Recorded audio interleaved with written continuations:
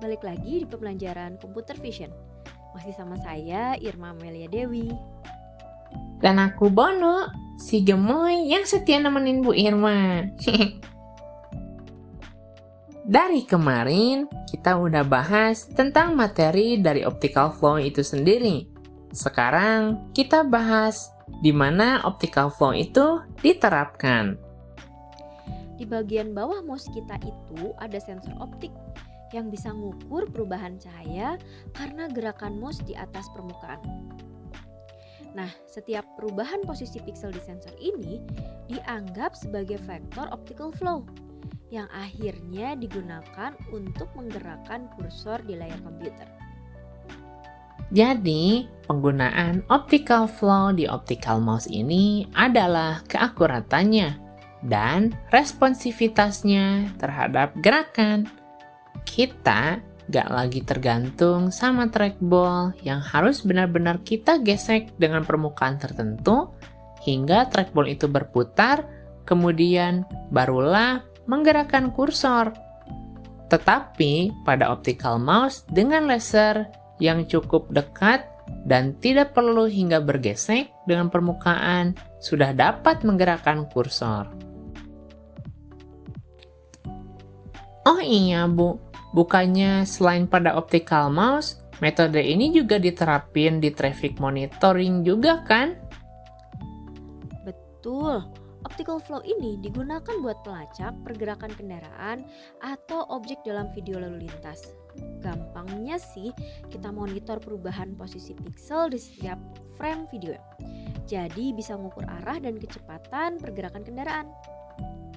Tuh kan, berarti metode ini sangat menguntungkan bagi kita. Optical flow pada traffic monitoring itu menjadi sistem yang bisa mengidentifikasi pola pergerakan, menghitung kepadatan lalu lintas, bahkan mendeteksi anomali kayak kemacetan atau perubahan kecepatan mendadak ya Bu. Betul Bono. Oh iya Bu, Bono jadi inget nih cara pakai optical flow dalam efek slow motion. Gimana tuh Bono? Jadi gini Bu, optical flow ini digunakan buat merubah kecepatan pemutaran videonya loh.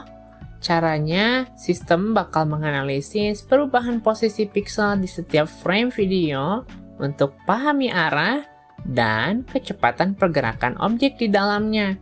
Dengan informasi ini, kita bisa merekonstruksi frame-frame video dengan kecepatan yang berbeda, seperti bikin gerakan jadi lebih lambat dan menciptakan efek slow motion yang keren banget.